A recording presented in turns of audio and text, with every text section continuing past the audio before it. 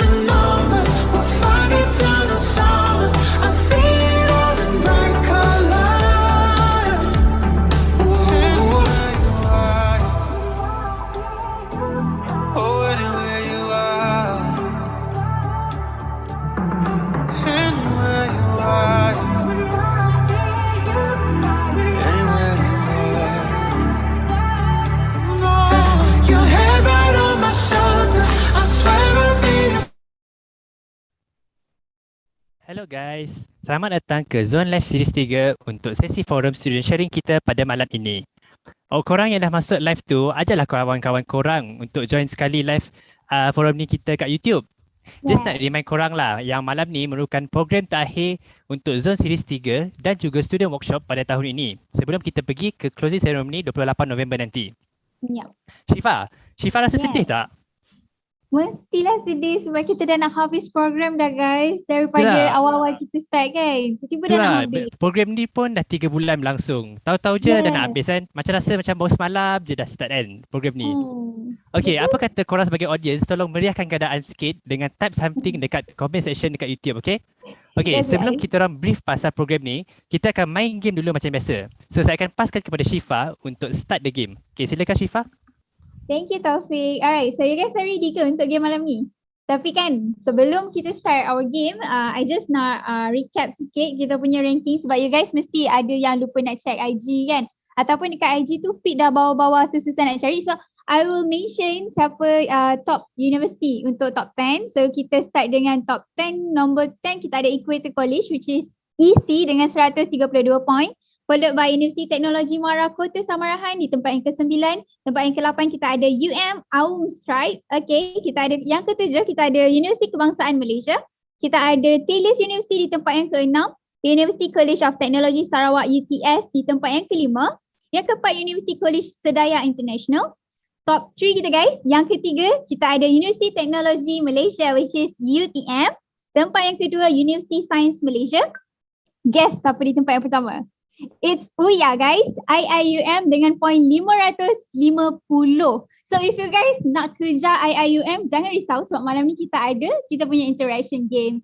So tanpa membuang masa, Syifa nak bagi tahu untuk malam ni, kita akan main Who's the Architect. And I'm sure you guys dah pernah main game ni masa series 1 dulu kan? Kalau tak silap masa Architect di layar perak. So, alah kacang je ni korang dah pernah jawab tapi of course lah jawapan tak sama kan? So untuk peraturan game ni tak ada turn, siapa yang jawab paling cepat dan paling tepat korang akan menang, dapat point untuk universiti masing-masing. So kita ada satu gambar untuk satu slide dan there will be 8 gambar.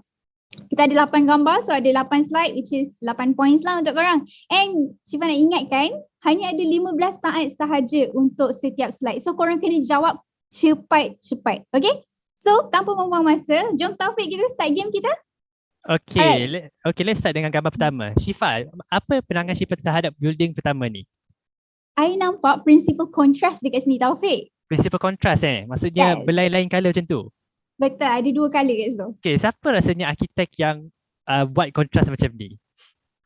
Dia nampak style tau sebab colour dia sangat-sangat kontra. Dia Sebab macam kena memang dengan keadaan kan? Yes. Okay. Dia kita ada Frank Gehry kita guys. Okay, Frank Gehry, Tata Center Cambridge, Massachusetts. So jom kita tengok next building. Yes. Okay, kalau korang tengok kan gambar kedua ni, mesti korang teringat kat satu bangunan yang famous dalam dunia ni which is Sydney Opera House. Ya. Bangunan ni pun sama, dia ada nama Opera tapi bukan, of course bukan Sydney lah. So korang tahu So, bangunan apa ni? Kita nak tahu arkitek dia kan? Yes, Kita nak tahu arkitek dia. Siapa yang arkitek dia? So arkitek dia adalah Zaha Hadid Architects. Nama siapa tak bangunan ni kenal? adalah Guangzhou Opera House. Cantik siapa kan lah yang bangunan Zaha ni? kan? Hmm. Betul, cantik gila. Okay, jangan lupa guys, kita perlukan nama arkitek bukan nama building. So, okay, dia nampak macam UFO kan? Nampak macam stadium, nampak macam stadium, airport juga betul. kan? Uh-uh. Tapi kita tak nak tahu bangunan, kita nak tahu arkitek dia. Siapa Betul. arkitek dia Taufik? Itulah tak siapa tahu. Syifa? Yes, kita ada Norman Foster. Okay, kalau tak silap arkitek di layar perak dulu, Azhar Sulaiman pernah bagi tahu yang dia pernah bekerja under firm Norman Foster guys. So just nak recap balik kalau korang still ingat benda-benda series 1 dulu, kita recap balik. So jom tengok next slide. Yes, tu Okay, dia Taufik. gambar kedua ni, bangunan kedua ni unik tau Syifa. I suka sebab dia Yes. very beralun macam tu. Betul, ada rhythm. Yeah, I like it. So Terus siapa rasanya mastermind behind this behind this building The answer guys. is Hijaz Kasturi. Yang bangunan yang diberi nama Port Pavilion di Petaling Jaya. So korang yang duduk di Petaling Jaya macam I ni, duduk Petaling Jaya, bolehlah singgah-singgah tengok bangunan ni, okay? So Malaysian architect guys, Malaysian. Okay, Malaysian. Nampak kot. I'm proud of him, okay? Okay, so ni next building kita Taufik. Macam hospital kan? Is it? macam library UTP pun ada juga. Oh, you seriously? You from Serious? UTP ke? Tak, I just From selalu UM, tengok lah guys. because their library is very famous. Ya, betul. I pernah nampak. So, siapa arkitek dia, guys? Jom tengok. Yes, tu dia Kenyang. I banyak buku Kenyang tau. I buat president study. Semua I pakai Kenyang punya. Okay, so National Library Singapore, guys. That's it from Kenyang. So, jom tengok next building. Okay, Yes, next tu dia. building ni kan, dia macam very minimalist tau. Kan, macam ya. tenang je dia punya suasana tu. Betul. Tapi siapalah arkitek yang behind this building Simple tapi nice kan, Yes, Taufik? simple tapi nice. That's my Wow. impression towards this building. Betul. Okay, so Yes. architect behind this building is Elina Jamil yang diberi nama The Bazaar Community Centre dekat Shah Alam. So siapa yang duduk Shah Alam tu bolehlah tengok-tengok building ni The Bazaar. Okay. The Bazaar. Okay. Taufik, I pernah nampak building ni tapi I tak tahu arkitek dia. You tak tahu arkitek dia ke? I tak tahu arkitek dia. Tapi bangunan ni I pernah pergi tahu. You pernah pergi? Ai, Yes, pernah I pergi tak pernah tahu pergi. arkitek Maksudnya Macam mana dekat tu? Malaysia. Okay, yeah. That's Dato' Tan Pei Ying, guys, with IOI City Mall Putrajaya. Belakang UPM je. Tu tak Dekat Taufik? je. Siapa Dekat dekat dia. UPM takkanlah tak boleh tengok kan sekejap. Betul. Okay, kita move on to the next picture. Okay, Yes. bangunan ni kan, dia mengingatkan I dekat satu bangunan dekat China tau. Nama bangunan tu Piano House, Piano Music. Oh. Rasanya kan, siapa yang arkitek ada idea yang similar dengan bangunan yang kat China tu? Macam sama. Dia macam macam sama kan? separated. Hmm. Nice lah. So, Wow. arkitek behind this building is Renzo Piano yang diberi nama, bangunan yang diberi nama Centro Botin. Wah, I'm going to search on this architect lah nanti nak study You should, pasal dia. Shifa, you should. Yes, I should. Thank you, Taufik. Alright guys, so this is the next building. Nampak macam Petra Fire Station kan? Tapi tak semestinya Zaha Hadid yang design this building kan? So, korang rasa siapa arkitek di sebalik bangunan yang ala-ala Petra Fire Station ni? Jom tengok. Is it Zaha Hadid or not? Bukan guys, bukan Zaha Hadid seorang boleh design bangunan macam tu. Kita ada Kenzo Tange daripada untuk Kagawa Prefecture Gymnasium. Gempak kan? Dia ada macam idea ala-ala Zaha Hadid kan? So, I think jom proceed to next building. That's it. Okay, bangunan seterusnya ni kan, dia macam luaran dia, wallpaper luar dia macam wallpaper yang dalam rumah kau, dalam bangunan. Nice. Kan? Wallpaper yang sepatutnya dalam tapi dia letak kat luar. So jadi Letak kat nampak luar. macam very estetik. Nice. Yes, Aesthetic, betul. Lain Aesthetic. daripada lain. So siapa architecture behind this architect. building Tu Louis dia. Kahn. Louis Kahn. Louis Ya. Kahn. Bangunan yang diberi nama Jatia Sangsat Baban. Bye-bye. Yes. Oh, banyak bangunan baru yang I tahu hari ni. Boleh buat research lepas ni tau untuk assignment. Yes. So Okay, itu guys. saja untuk game kita pada hari ini. So best tak game tadi korang? Di samping Best. korang dapat tengok bangunan-bangunan yang unik kan, korang boleh kenal tahu siapa mastermind behind all those building. Macam tadi tu yang IOI dekat IOL tu. Korang tak sangka kan yang dia adalah architect behind the building. So bukan setakat korang dapat ilmu through this game. Korang pun akan rasa motivated tau untuk buat your own building one day. So harap korang feel more motivated lah lepas tengok bangunan-bangunan cantik tadi. InsyaAllah. Yeah. So next kita akan pergi ke agenda kita yang utama pada malam ini. Tapi sebelum tu, izinkan kami untuk mengenalkan diri kami terlebih dahulu. Saya Taufik Akimi dan bersama saya Ashifa Najiha. Say hi Ashifa. Hello Okay. guys. Adalah moderator anda untuk program kita pada malam ini. Okay, forum yang kita nak bincangkan pasal malam ni adalah The eArchive. Korang mesti tanya, forum ni pasal apa sebenarnya? Okay, I brief sikit pasal forum ni. Okay, kita you guys tahu yang kita ni hidup dalam pandemik sekarang. Memang tak boleh dinafikan kita kena terima norma baharu. So banyak benda yang terjejas, from students, orang yang bekerja, students kena tukar cara belajar, orang yang kerja kena tukar cara kerja. So semua benda terjejas. So dalam forum ni kita nak bincang sikit macam mana kita nak adapt, macam mana apa tips yang nak survive dalam situasi macam ni. Okay, so untuk korang yang ada soalan kan, korang boleh kemukakan soalan korang dekat comment section dekat YouTube kita. So soalan yang terpilih akan dijawab oleh panel kita pada akhir segmen nanti. So Saya akan serahkan kepada Syifa untuk perkenalkan panel kita pada malam ni. Thank you Taufik. Tapi guys, sebelum kita kenalkan panel kita yang istimewa hari ni, Syifa just nak bagi tahu, nak kenalkan dekat korang sponsor untuk Zone 30 Second Architecture Student Workshop 2021 First Virtual Edition. Jadi untuk sponsor yang pertama kita ada PAM, which is Pertubuhan Arkitek Malaysia. So terima kasih PAM kerana masih sudi untuk sponsor kami tahun ini. So next kita ada Garis Pixel. Kalau korang nak tahu, Garis Pixel ni memang antara company yang dah tak tahu dah berapa tahun dah dia sponsor kita. Always Garis Pixel. And then kita ada Baju Buy, which is sebuah company printing. Kalau korang nak buat baju, jangan lupa Google BAJOOBY, Baju Buy. Okay, pastikan ejaan tu betul. Alright. And the last one kita ada Darn Lucas. And Darn Lucas ni adalah sebuah company syarikat percetakan. And for your information guys, ketiga-tiga sponsor kita, which is Garis Pixel, Baju Buy dan juga Darn Lucas, merupakan alumni Universiti Putra Malaysia sendiri, and yeah, I'm proud of them. Okay, so tanpa membuang masa, kita kenalkan para panel kita untuk malam ni. Yang pertama, kita ada Saroja ataupun nama penuh Saroja Hishamuddin. Hello Saroja. Hi. Hi. Okay, so from this slide showing, Saroja is an architecture student from International Islamic University Malaysia, which is UIA Gombak, and currently in her first semester of second year. For her, architecture is not just about the beauty and the appearance, but it's always about the solution. So that's Saroja guys. Okay, so next untuk panel kita yang kedua, saya perkenalkan Faye atau nama sebenar Dayang Ifah. Hello Faye. Hi Syifa. Hi Faye, hello. Okay, so kalau nak tahu, Faye is graduated in August 2021 with a first class degree guys, first class untuk architecture from Mara University of Technology UiTM Sarawak. And she is currently working as an assistant architect in a small firm in Kota Kinabalu. She was born and raised in Sabah and took her undergraduate degree in Sarawak, making her experience in the way she views architecture unique based on what Borneo has to offer. Wow, menarik. Okay, so untuk panel kita yang ketiga, okay, this is my idol. Okay, we have Afaf. Hello Afaf. Hi. Okay, so Afaf is a graduated architecture student part 1 from University of Malaya and is currently waiting for her convocation this year.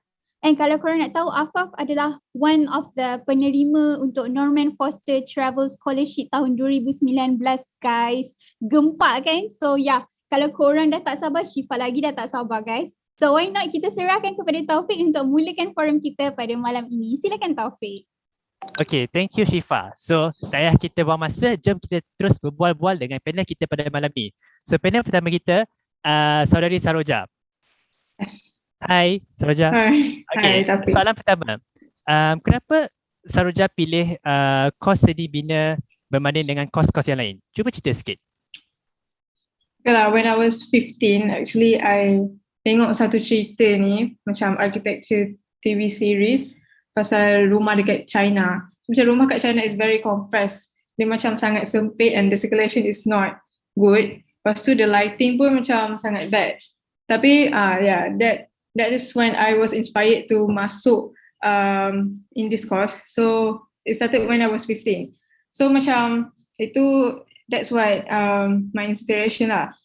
So macam sekarang, kenapa I stick to this course is because kan minimum wage as people know is 1.2k. But sekarang rumah so the harga is so high, skyrocketed. So macam the aim untuk I masuk ni is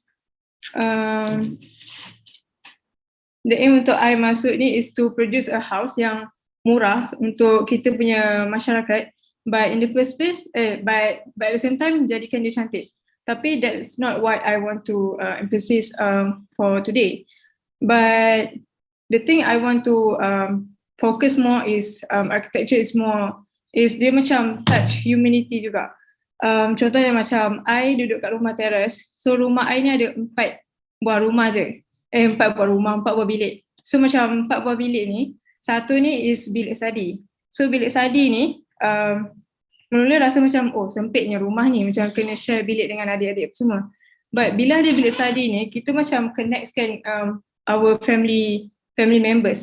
So macam dengan adanya bilik study ni, bila kita connect dengan family members, dia boleh hapuskan unsur silo, which is macam unsur kita nak isolate apa semua. So macam benda tu hapus and it brings people more together kan.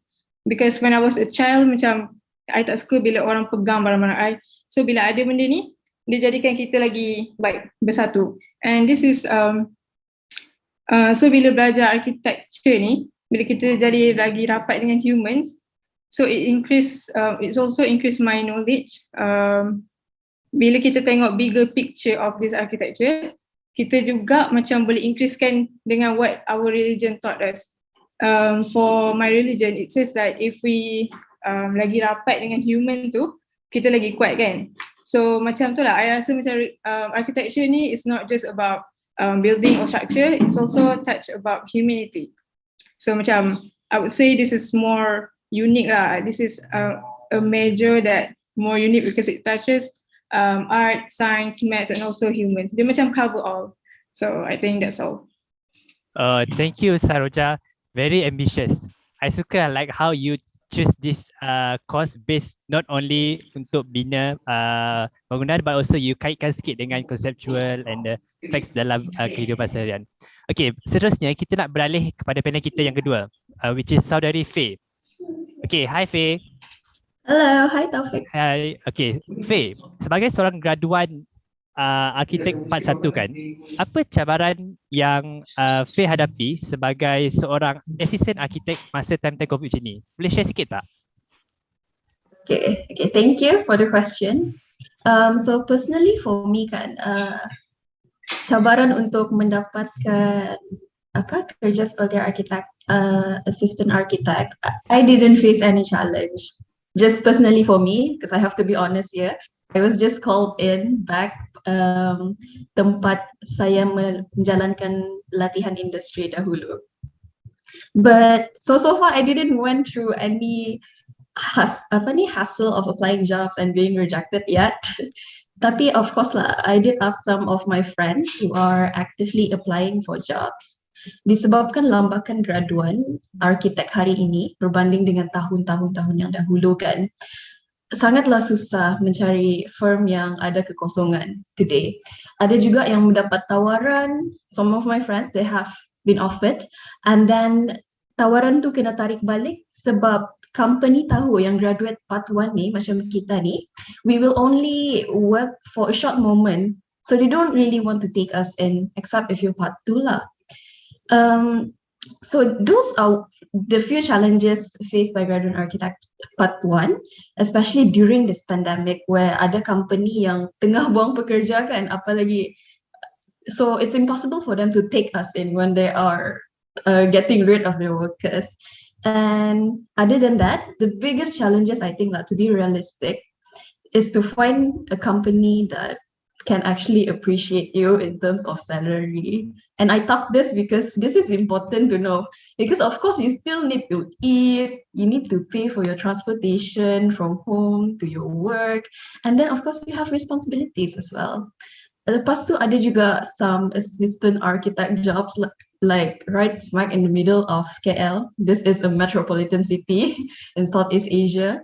They are still being underpaid. So it's hard. You can consider yourself fortunate enough if you can live with your parents and you can use your parents punya car kan, but it's impossible for you to support your life lah. And that is the biggest challenge. That's why I see now there are a lot of architecture graduate, they do a career switch, and this is very dangerous also lah to the industry sebab they can't really see things that they appreciate because of that. Especially during this pandemic, lagi lah masalah tu dia makin banyak lah. So yeah, those are the challenges. Okay, thank you Faye. Okay, macam korang dengar tadi lah kan, even bukan time pandemic pun dah susah, apatah lagi time pandemic macam ni kan. Setuju tak? Setuju kan? Okay. Okay, let's move on to our third panel today, which is Saudari Afaf. Hi Afaf. Hi Taufik. Hi. Okay, so my question is, Afaf kan ada pengalaman dalam kelas secara fizikal and kelas secara online. Alright. Boleh tak beritahu sikit apa cabaran yang Afaf alami masa into this class secara fizikal and secara maya? Alright, so thank you for the question, Taufik. So, soalan dia apa cabaran kan beza between physical and online classes. For me, like the biggest challenge is space, studio space. Not everybody has like a table to work with, or macam, you know, because like architecture, it's not just laptop. If you really want to do architecture, you need to draw, you need to have like big plans, you need to share model. Site model ada satu, and then 40 orang share. But if you're seorang dalam bilik, you nak share dengan siapa? There's nobody to share it with, and you're like, you have like, what happened to me was that, okay, semua orang seorang kena buat site model. So macam, that's okay. I'm grateful that like macam we do it to our own ability. So bukanlah lecturer force ke apa ke, but they just say do it to your best ability lah. Whether nak guna cardboard or if you want to use like paper, that's fine. But not everybody has that privilege. Not everybody has space. Not everybody has their own room even. So macam I guess the biggest thing about online and physical is the privilege gap. Then you betul-betul nampak tau how privileged architecture is and how it actually is an industry that serves the privilege. Look at it, the laptop itself. I can't download Revit because my laptop cannot handle it. A laptop to handle Revit is like minimum 4K, 3K lah, 3K if you pandai like Godam. Like my own laptop is like 2, and I had to like upgrade bit by bit by bit. So it's a privileged industry, it's a privileged education. Boards will cost you money, printing will cost you hundreds. And usually kalau kat studio you can share. You boleh share sikit, or like you use the faculties punya printing, or you use the faculties punya laser cutter, or the faculties table even, right? Or chair. But sekarang like physical, like online class, I have back pain. Not tua. But like I'm just telling you the differences is about space and about privilege. It comes very apparent lah. And then you can see your friends yang they say that they cannot do it online because of Wi-Fi, because of location, because of also space. So I think the biggest thing about online and physical classes, instead of putting everybody in the same room, it just puts everybody in their own rooms. And then it's based on your privilege, whether you can survive or not. Okay, thank you Afaf. I totally understand what you mean by space. Macam orang yang, let's say kita letak orang yang dalam space dalam classroom and space dalam bilik sendiri. Of course, dalam bilik sendiri, they don't have anyone else to ask for help, kan? And also if you put in the classroom, they have a lot of people they can refer to, they can bertanya kan? So, thank you Afaf. Okay, for the next question, saya akan paskan kepada Syifa untuk teruskan forum ini. Silakan Syifa. Thank you, Taufik. But before we proceed, I just want to say that I agree with Afaf's statement.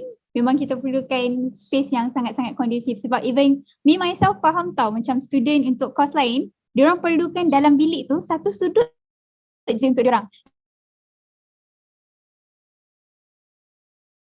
Benefit kan, sebab memang kita perlukan space yang besar. So that's it guys, that is architecture, you know. So okay, without kita nak macam bazi-bazi masa kan, kita pun nak dengar lagi soalan-soalan seterusnya. So yeah, I'm going to ask for the first panel again. So I'm going to ask to Saroja. Okay Saroja, kita nak tanya nak tahulah kan, sebagai seorang pelajar edisi maya ataupun virtual edition macam kita punya workshop sekarang ni. So apa sebenarnya kesukaran yang kesukaran untuk menjalani kelas secara maya, dan macam mana cara untuk Saroja atasi situasi tersebut? Mungkin boleh share dengan kita orang, silakan.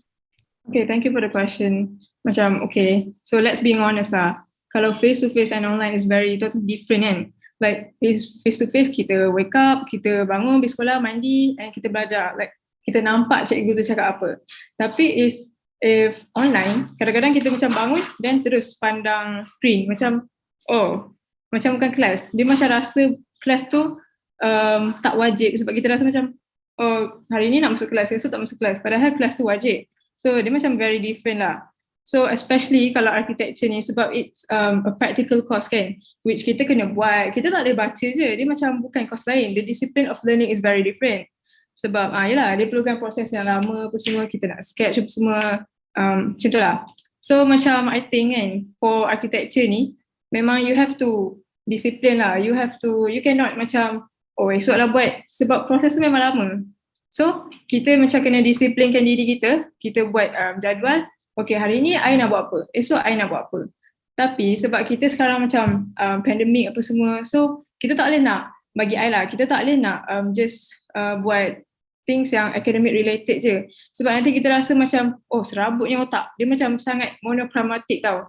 Dia macam belajar, kita tak boleh buat macam tu. So I think untuk overcome this thing yang macam tangle dalam otak tu, we have to add colours dekat kita punya hidup tau.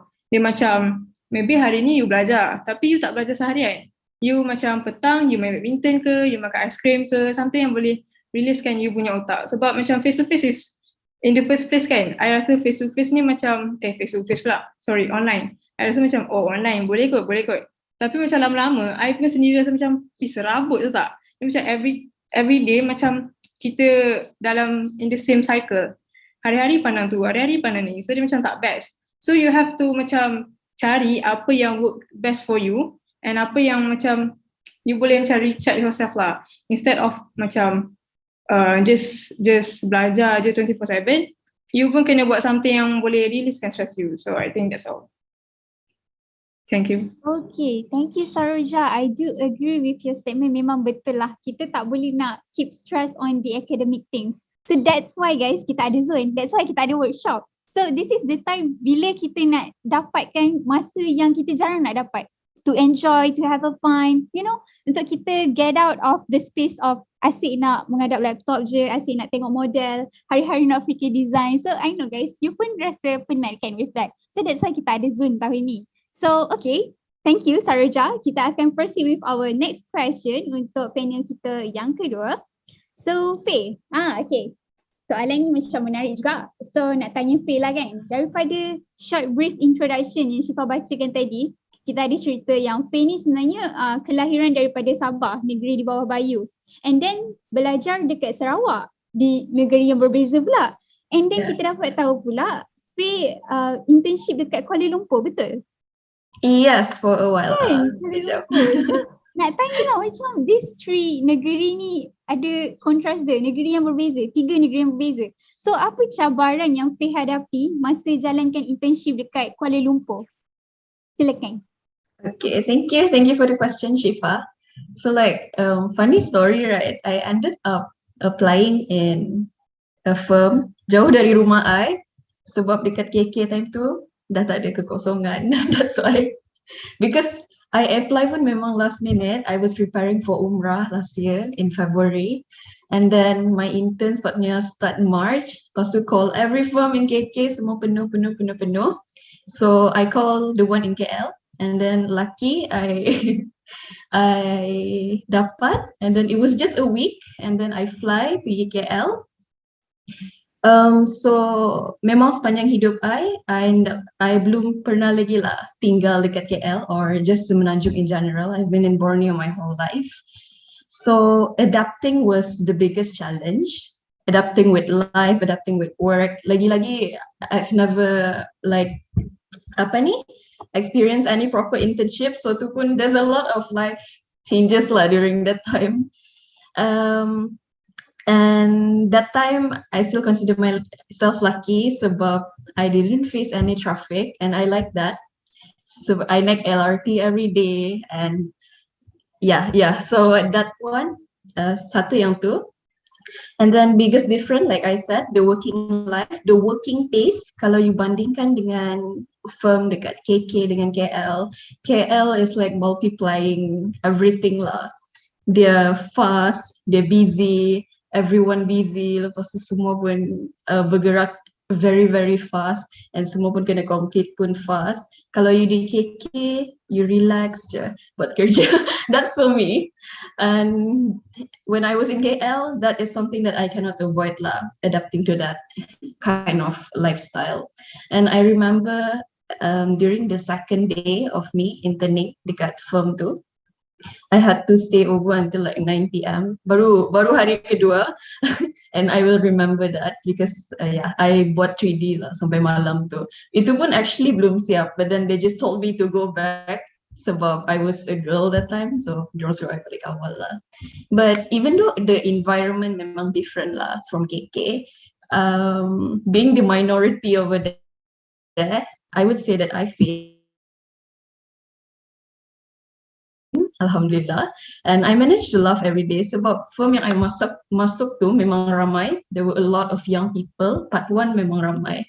So memang ramai lah yang sebaya I, and they make like the office laugh every day, and I like them because memang energetic and inspired me to do better lah. After like I finished my internship, I ada 1 tahun lagi belajar kan.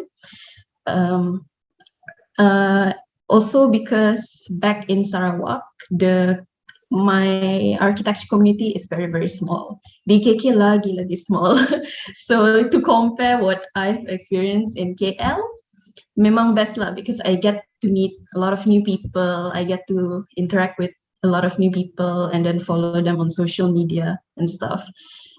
So to conclude my experience in KL, it was challenging, yes, but it was a short life lesson and it was full of joy. And it's not really that bad lah to move far away from your home for a while. Yeah.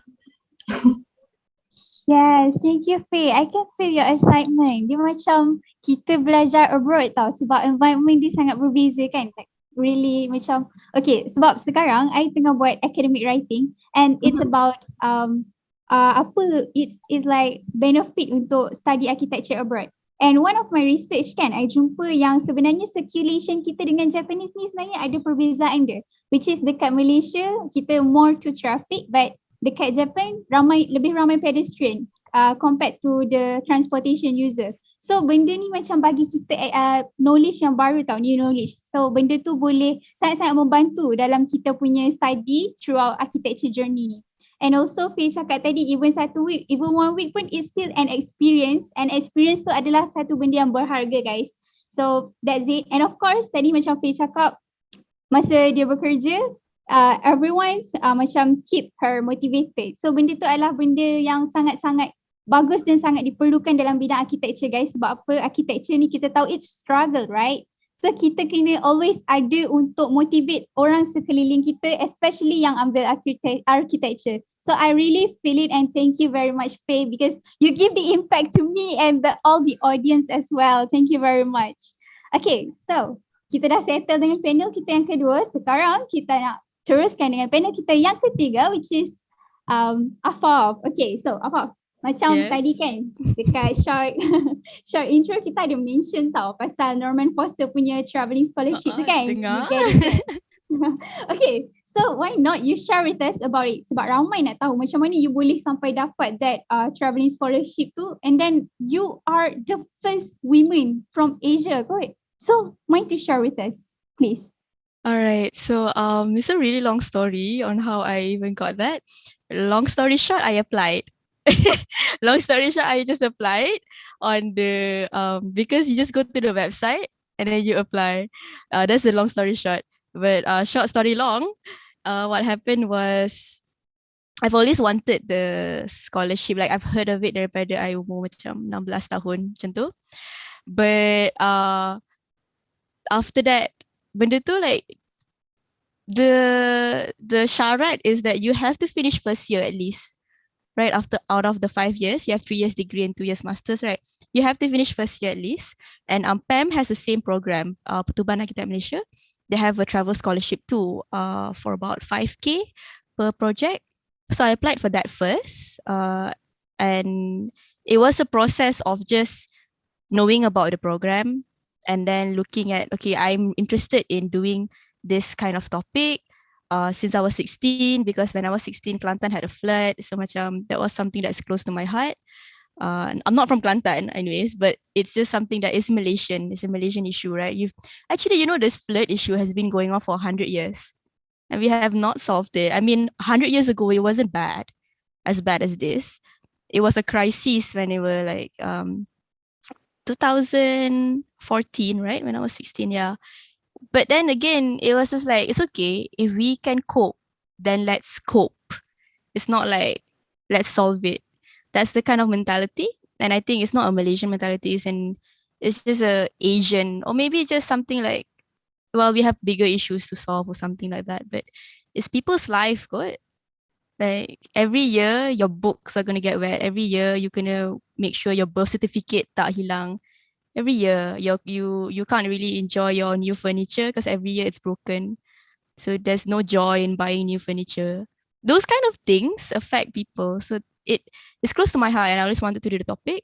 So that was my topic for PAM. And then fast forward a few months, Norman Foster, I just looked at the website every now and then to see when it's open. And then I applied. It's just that simple tau. People always think it's like some big, long, winding process. Like you apply sikit, then you dapat top 20. Then you apply sikit, you dapat top 10. No, you apply, and then the day I get an email, you got it. It's very simple. It's like, and then a lot of people came up to me like, how did you know about it? Who told you? Or like, did somebody macam nominate you? No, I found out about it. I looked it up, and then I went to the university and said, you can only send one person a year from university because it's a global thing. So RIBA and Norman Foster said one person per uni every year. And it's open from degree students, second year and above, to masters. So you cannot have one master and one degree. And then they said like, it's up to the university's discretion to decide who you want to send. So at that time, nobody even knew about the program. Nobody like knew about it. So obviously like it was no competition already within my own uni. I just said, can you just sign this paper and say I'm the only one from the university? And they were very supportive. I had a very supportive advisor from University Malaya, and I just applied. And then a few months later, they just said, we've looked it over and we think that you're the one for this year. So I wanted to tell you the long story short, because it's that simple for a lot of opportunities around the country and the world. A lot of people macam, I don't think I can do it. I tak nak cuba. I don't think I'm that good. So but you see, opportunities don't come to you. You have to go to them. You tak boleh tunggu somebody to give you like 7,000 British pounds. It doesn't work that way. You have to go to them, and then you have to like say, hey, I can do this. I can show you how I can do this. I can show you that I can deliver based on my experience here, and then let me in. And that's my process since I was even before masuk uni. So I did an internship before I started my first year. And then that's because I asked the company, can you take me in? I'll work for free, because everybody else, please don't follow this. It's not always good to work for free. But my caveat was that I didn't even join a degree yet. I baru tengah matrix. I had no degree to my name. So I felt like, can I even ask for money? You can, yeah, actually you can. I was young then. There's another story to talk about labor issues. Never mind. But I'm very grateful to him. He taught me a lot, and he did pay me. He did pay me in the end, even though I offered for free. So it's about going to the opportunity and knocking on it and say, yeah, let me in. And then people think that I'm like, oh, I got everything. But what you see online is what I've only got. You don't see all the things, all the rejections, all the horrible experiences, all the even when there is a greatness, there's always something you have to pay for it. So for Norman Foster and for Pam, personally I had to pay a lot of things for it. Not money, but mental, also relationships. I had to pay a lot for that. So it's a fair world lah. It's not always like joy, but it was enriching.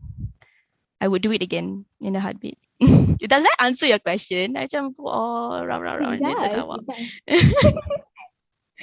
Alright, thank you Afaf. Betul lah macam Afaf cakap kan, macam bila ada dia peluang tu, kita yang kena cari tau. And I have this one statement from my lecturer, Dr. Roslina Sharif from UPM. I take this statement and I hope that this statement akan guide me maybe untuk ikut apa yang Afaf buat lepas ni kan. The statement is that You don't choose architecture, but architecture choose you. See? Rezeki tak pernah salah alamat tau. Architecture, kita tak pilih for architecture tu, tapi itu adalah rezeki kita. And if you get that, if you get architecture, tak semua orang tau boleh dapat architecture tu. Bila you dapat, that's it. That's the opportunity. So you yang kena push yourself to get what you want actually. So betul macam Afaf cakap tadi, kita kena go guys, kena cari peluang. And of course, looking forward someone from UPM lepas ni, okay, untuk that Norman Foster Travelling Scholarship. Okay, so that's it Taufik. I think we can proceed with your question. Silakan Taufik. Okay, thank you Syifa. So kita rotate balik ke Saroja Okay, Saroja, tadi kan Syifa tanya you pasal the struggle, the how you overcome masa kelas online kan. Now I nak tanya, apa issue, the biggest issue yang you hadapi masa kelas online ni? Okay, thank you for the question. Macam like Afaf said, dia cakap pasal space kan. But for me macam, Alhamdulillah lah, I dekat rumah, I ada bilik study macam, bilik study I memang besar. I tak campur bilik study dengan bilik tidur. So it's very selesa lah. Untuk sebab meja pun besar, so macam senang nak potong model apa semua. Tapi for me personally yang paling susah if belajar online is the group project. Okay, group project, you know, sebab bukan every individu tu macam, okay macam jahat kalau I cakap sini, tapi bukan every individu tu macam like take responsibility tau. Ada yang macam bila kita WhatsApp, hey tolong buat ni, dia macam dia read je kita. Dia macam okay, biar je lah dia. Yang penting aku tak payah buat. Dia macam tu. So macam bingung sikit lah macam mana nak, hey you dekat, I tak boleh jumpa you and I tak boleh nak cakap dengan you. So I only can connect you through phone tau. But dia memang biar je kita macam tu. So macam I tak suka gila lah kalau group project ni. Macam if we must, group project ni bagi I best. Especially macam the for studio design. I enjoy actually to be honest. Tapi enjoy if with the right people lah. Kalau orang yang salah memang hancur sikit. Okay, lepas tu macam okay like tadi just now I just present about the we had a presentation about our site analysis. So site analysis ni macam susah sebab we conduct online. So site analysis for our project ni dekat Cameron Highland. So Cameron Highland dengan berbukit bukau apa semua. So kalau tengok dekat Google je memang susah lah kan. So ni pun I tak suka. Firstly I tak suka kalau group project, and then second if we have to do the site analysis. So site analysis tu, okay bayangkan nak buat site analysis and you have to be there, tapi you cannot be there. So macam mana you nak tahu semua benda tu? So macam memang tak best lah. So that is for me lah. Personally I paling tak suka group project lah. Dan pasal wifi space itu macam Alhamdulillah for me I okay with that. But the group project tu facing the people yang macam contoh dia. Yeah, that's for me. Okay, thank you Saroja. I memang agree sangat when you said about the group project because okay, belajar online ni pun dah susah kan. Lepas tu kalau okay, let's say kalau kita buat assignment individual, senang lah sebab memang bergantung kat kita je. Kita buat, markah bergantung kat kita. Tapi masalahnya kalau kita buat assignment yang dalam group ni, dia markah tu bukan dekat kita saja tau, dia dekat semua member-member tu. So kalau ada seorang tu macam jadi free rider, so kalau kita yang buat kerja, macam dia dapat free markah. Betul tak kan? So macam very unfair lah kalau kita buat group assignment time online macam ni. Okay, so thank you for the answer Saroja. So we move on to Faye pula. Okay Faye, so macam kita baca dekat slide tadi kan, Faye ni sangat aktif dalam kota kita, which is satu NGO, non-governmental organisation dekat kota Kinabalu kan. So just nak Faye share sikit lah, apa sumbangan yang student ataupun graduan boleh kasih dekat NGO ataupun any masyarakat dekat luar sana. In my opinion, this question kan, it is something that I'm still looking for lah, the answer. Sebab I pun baru setahun. So I got active in this NGO in my last graduating semester, which was just last year. It was under a fellowship program under Undi 18. Make sure you know what Undi 18 is, because if you don't, I think you are missing out a lot.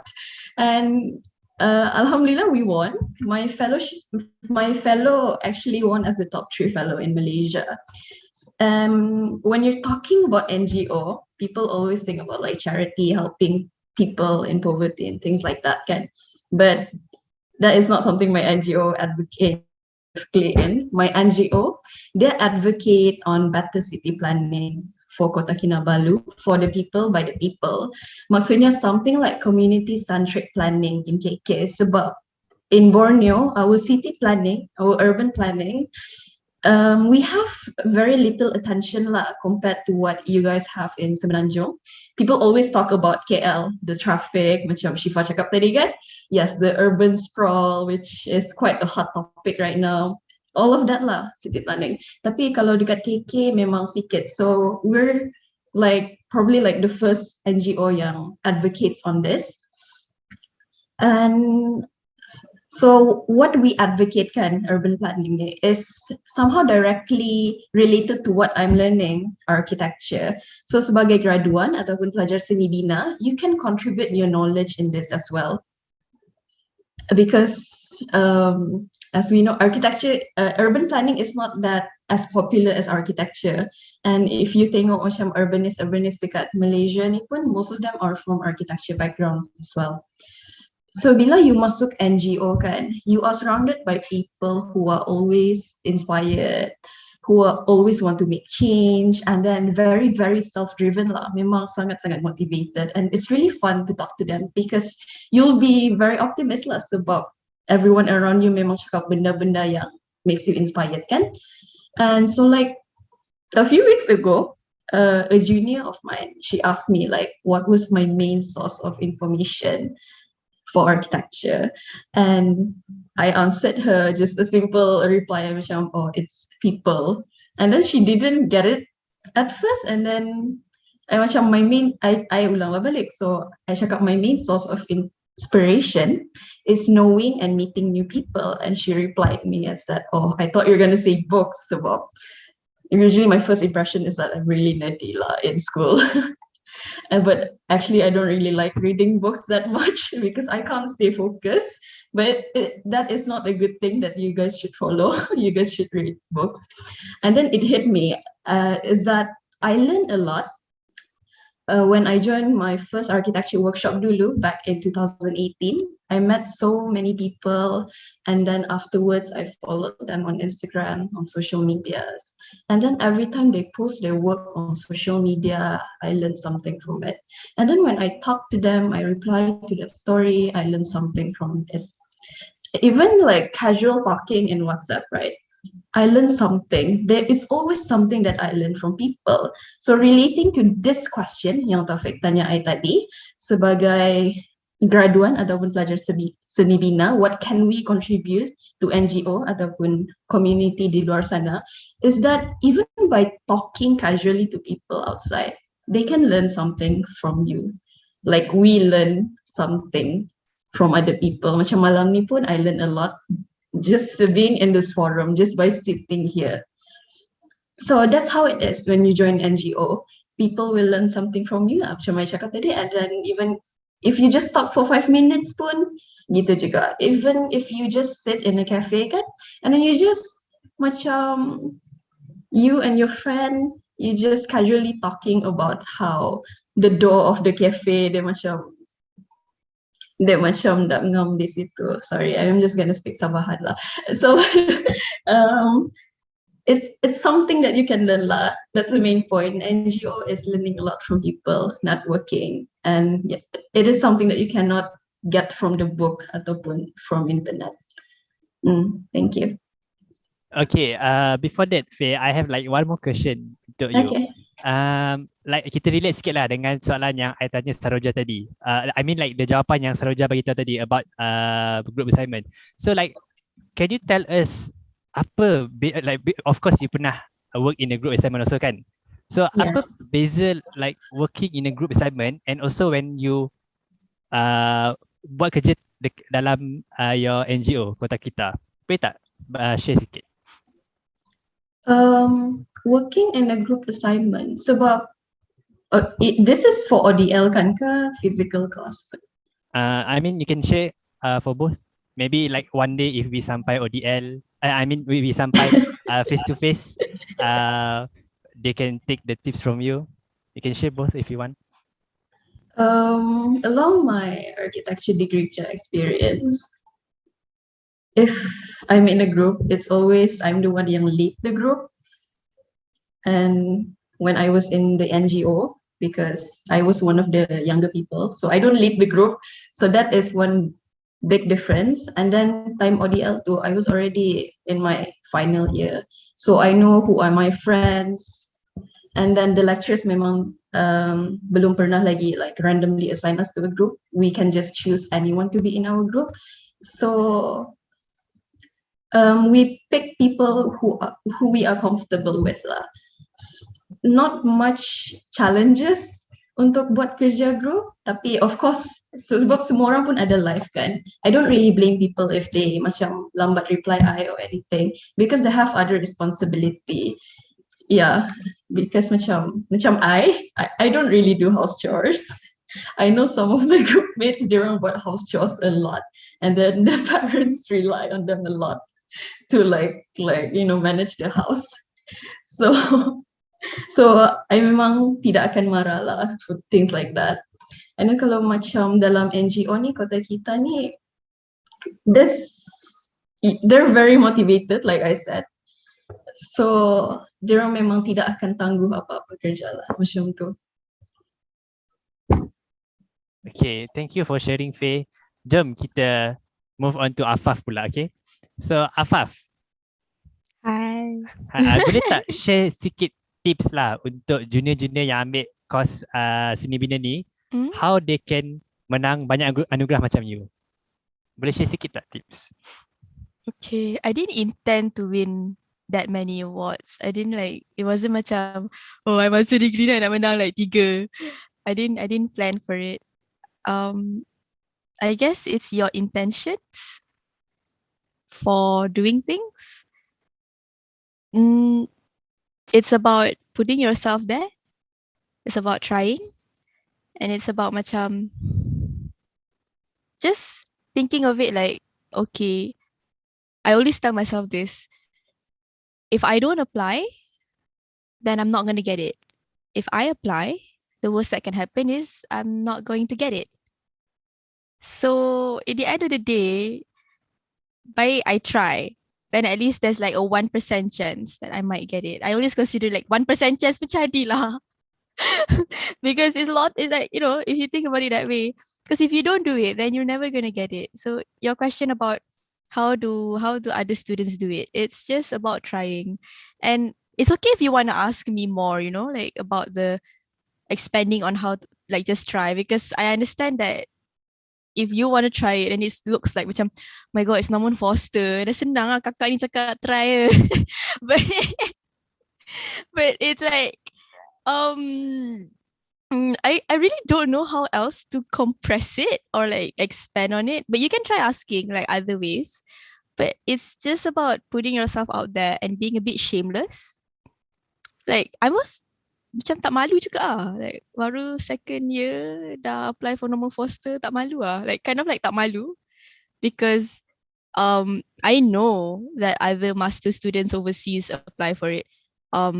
Tak malu in a sense that I think I don't tell other people I'm applying. I think it's an Asian culture, maybe it's a Malaysian culture, sorry, that if you try something that's out of your level, macam, oh, this is not my level, or macam you tak sampai lagi that standard, so why are you trying? Then you are scared to try because you already assume that other people are going to judge you for doing something that's beyond your level. So don't think about that. Or if you want to think about it, sebab kita Malaysian, kita dah biasa dengan hidup cara macam tu, then fikir macam kita tak malu. So I tak malu. I tak malu bagi tahu. Sorry. My lecturer that I wanted to apply for this, I tak malu saying like, I don't know how to do this. Could you like help me? But I'll make sure to learn more. You just guide me, but I'm not going to depend on you 100% lah. Of course, that wouldn't be fair.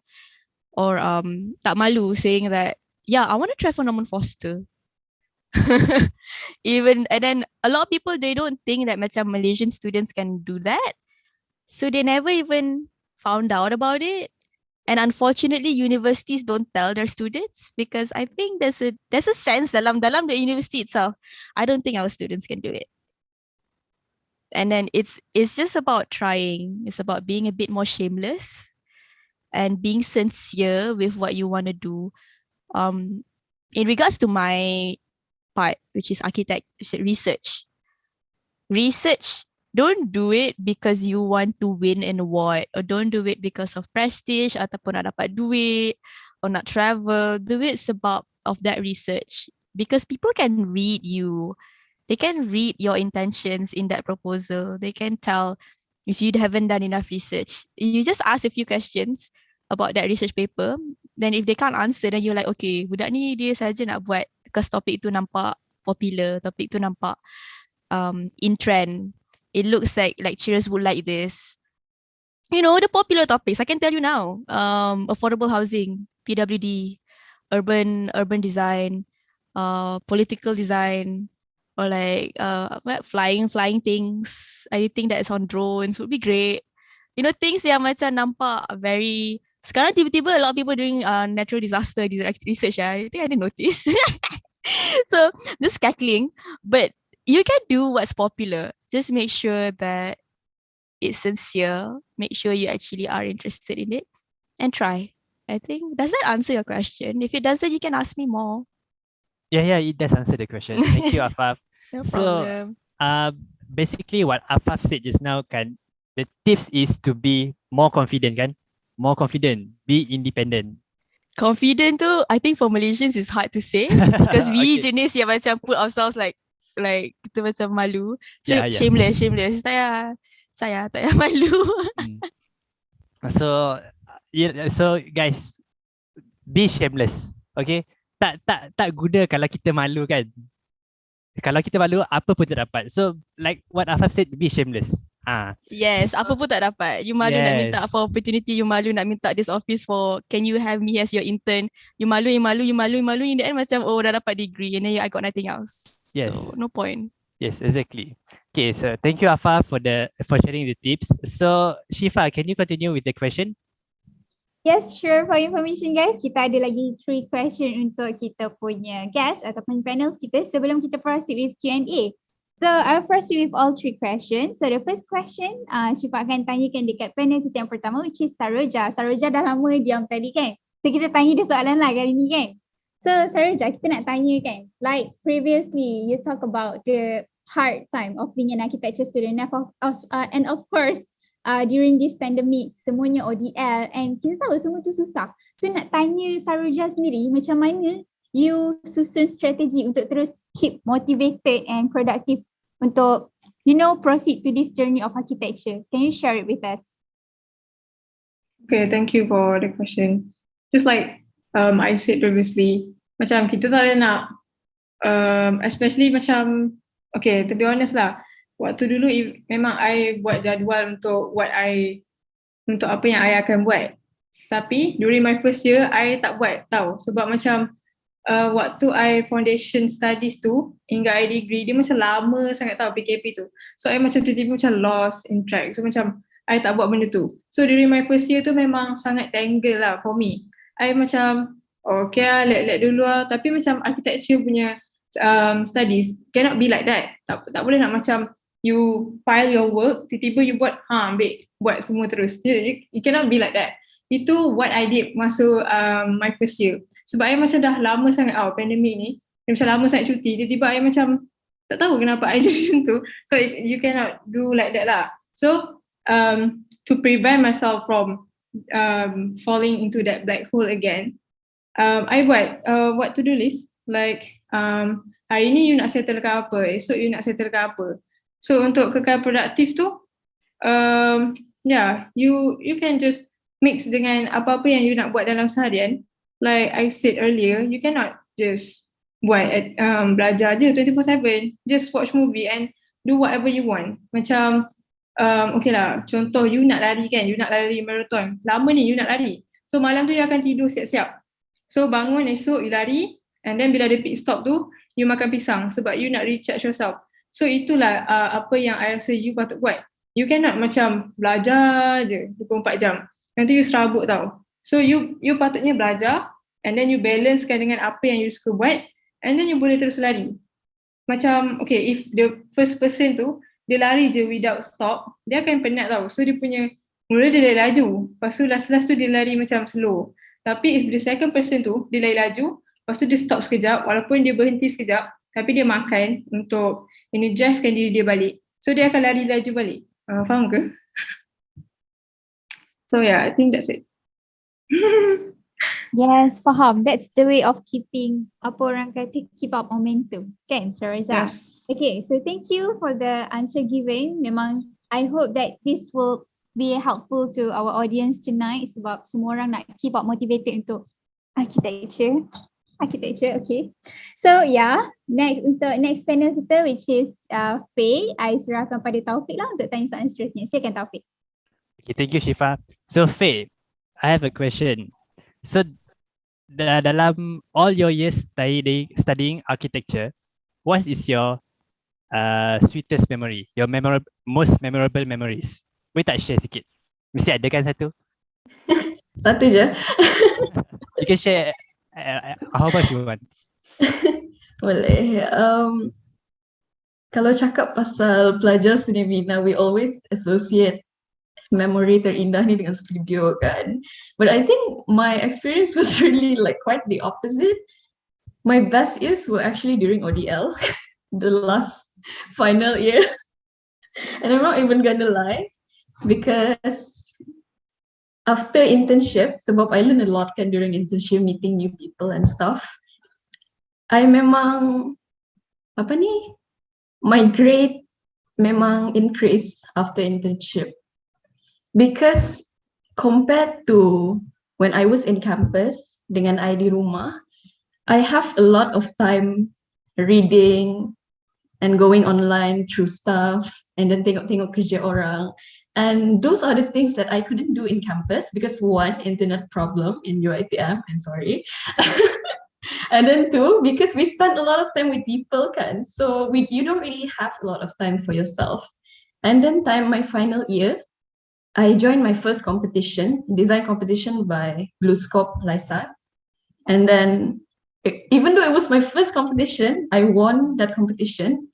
So that was a very sweet memory of me for winning one competition before I graduate. And then among the 4 years studying architecture, what I will always remember is having your lecturers depend on you. Macam malam-malam pukul 11 dia orang boleh WhatsApp you, pagi-pagi dia orang WhatsApp you. And I really like that, the conversation that you have with your lecturers, those are those sweet memories lah. And sebab time high school, we're not really that close with our cikgu-cikgu compared to lecturers dekat uni. Yeah, so that's mine. That's my sweet memory. Okay, thank you Faye for sharing. So next question, Shifa yang akan tanya, okay? Thank you Taufik and thank you Faye as well for the answer given. So untuk soalan ketiga, of course untuk panel kita yang ketiga which is Afaf. So Afaf, kita nak tanya kan, how you feel bila digelar Norman Foster Scholar? Of course you have something macam, wow, I'm the receiver kan. So we want to know that. Can you share with us how you feel after you got that scholarship? I don't know how to put it in words, to be honest, because it was a lot to take in. For research, I just focused on me doing my job, which was research, making sure that I followed through my promise. So I visited all the countries and added one more without charge. So that was my own effort trying to finish it. But in terms of are you asking about my feelings in terms of the prestige or asking about my feelings in terms of the first doing the research? Can you share both? Okay. Okay. So the first, I'll just do the second one first because the second one is a lot easier for me to put into words. The research was very fun. It was very interesting for me, and it was okay, I'll be honest with you lah. I've never had a vacation overseas. I've never traveled. I've never had a vacation overseas, yeah. So the only time I could actually even go to Kelaiwan, I think, yeah, Kelaiwan, right? The one that you go overseas like really far. Yeah, was because of Norman Foster. So it was it was a lot of new things. And a lot of people tell me like they cannot imagine me to be like macam my mom would call it pra. Oh, utara. But they can't imagine because the way I speak and the way I handle myself, and that's due to my mom and dad's the way that they educate me and make sure that I have the best standard of education, even if though we are a very medium income family, middle class. I'm very blessed for that. But I've never traveled. I've never like had to deal with hotels and languages. So the only times I traveled in high school was because of another again scholarships. It was sponsored by the school. It was a school event. It wasn't like a vacation. So it was interesting, equal parts interesting, equal parts nervous. Because I've never been there. I've never had to like stay on a plane for so long. It's like, wow. I've never had to like be at an airport, in a foreign airport with nobody because like I was alone. That scholarship is for an individual. So I can't bring people along. If I do, they have to pay. So I still remember it was one time I remember crying because the hotel that I booked was the wrong one. Like it was way too far from the site and it was 12 midnight. And I was alone because my research is not in the city, it's not urban planning, it's about community architecture in disaster areas. And usually it's in the rural areas. I remember walking in the middle of the night, like, oh my God, what am I gonna do? I don't have cash, and the hotel won't accept my card because they say like they're only cash only because they're rural area. They don't even have a POS system. So it was fun. It was equal parts fun and equal parts terrifying. I got a room lah in the end that night. I managed. So you couldn't nego. Had to nego with Japanese people. I can barely speak Japanese. Learning about, being independent. I am independent, but it's a whole level of independence when you go overseas, and you have to know which ones are safe, who you can trust, who you can't trust, especially when you're a woman. It's gonna be naive to say that yeah you can trust everybody. Not so much, right? So it was exciting, equal parts exciting, but equal parts it was very enriching because I really am interested in the topic. So I was blessed to be able to research about a topic that I am very invested in, and I want to continue that topic properly in masters because I only published a bit in degree. It was too much. It was 4 countries. I can't write. There's so much to write. And a degree program, my credit for research was like 4, studios 10. So macam dia tak sama berat, it's not worth it. It's not worth it to put too much time on that for 4 credits. And in the end of the day, yeah, it's like there's another whole backstory to that, but never mind. That's answering the research. Is that enough? Or do you want me to talk a bit more on the prestige? Yeah. For prestige, I actually could not open the website, the Norman Foster website. I could not look at my name there. I'll be honest with you. I cannot. It's so surreal seeing a name yang Binti Ismail, like Binti, or like a name that you can, like macam is, first of all, is your name, number 1. Number 2 is also a very Asian name. And with the list of other winners, I sendiri cannot place myself with them. You faham tak? That's why I cannot agree with being confident. I myself not confident to like be with 13 people. I'm shameless. So I'm shamelessly there. But so it's about feeling of prestige. I mean, people only see the articles, the newspapers, the things. I personally don't really like that. So you only see articles for newspapers, but there was TV offers and also radios. I can't do it. I said no. I said no to all of them because I personally I don't really like it. I'm the type that I prefer to lay low. But I'm trying to find a middle ground because you can't lay too low nanti orang pijak you. Yeah, I'm seeing a lot of that too. To be honest, right? A lot of people take advantage of. I've also seen a lot of people taking advantage of me after Norman Foster. So macam I'm just saying it because like I'm not in the university anymore. But university did a lot for me. I'm really, really owe a lot to my advisor because when I went to him, I was in baru habis first year, and he said, yeah, I can help you with that, and let me support you, and he really did. So, as advice, you can try a lot of things, but you also need to depend on other people, whether it's your lecturers, whether it's your friends. But at the same time, you have to stand on your own feet when the time comes. But depend on others when it's too hard, when it's too bad, when it's too hard, because you can't do everything yourself, can? Yeah. So does that answer the question, or like do you have like want me to expand on certain parts? Tak adalah. I dah menjawab soalan tadi dah sebenarnya. Just I have one question tapi sekejap I tengah recall balik sebab lupa. Oh yeah. Okay. So my question is that kan you boleh dapat that scholar in your after you finish your first year, right? Yep. Okay, so are you from foundation or STPM or diploma? Oh no, I'm Which from background? Matrix. Matriculation. Okay, just like me. But how Yeah, can you... kita semua sama je. Don't put me in a different group.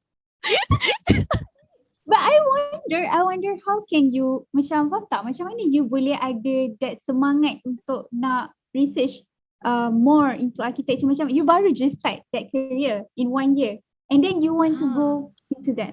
Faham kan? Faham? Yeah, I'm shameless. I don't know. Yeah, I don't know how else to answer it. Saya tak malu gila budak ni baru habis first year dia nak try. But I it's honest. I'm honest. I'm honestly saying it because PAM was the first thing, right? And after that baru Norman Foster. But during PAM, I still remember I got the award.